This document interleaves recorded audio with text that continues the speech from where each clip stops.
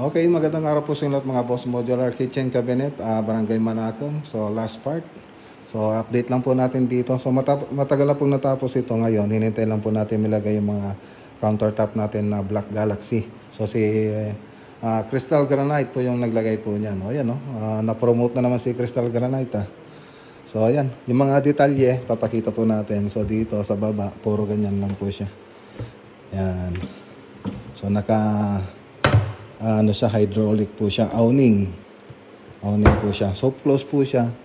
So ayan po siya, yan. Tapos naka neon lights din po tayo yan, naka group po yan mga boss.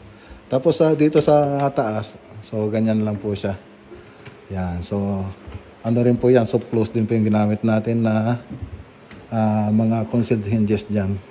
Tapos dito sa baba, so may pull out basket na po tayo rito, ayan. Okay, so ito yung isa. Tapos ito yung drawer natin. Okay. Sa kantuhan, so yan. Tapos dito sa kabila, ganyan naman. Tapos dito, may condiments tray. Okay. So yan po yung project natin dito sa Barangay Manacon. Okay. So marine laminated board na matte white lang po yung ginamit natin marine dyan. So magandang araw po sa inyo lahat at God bless!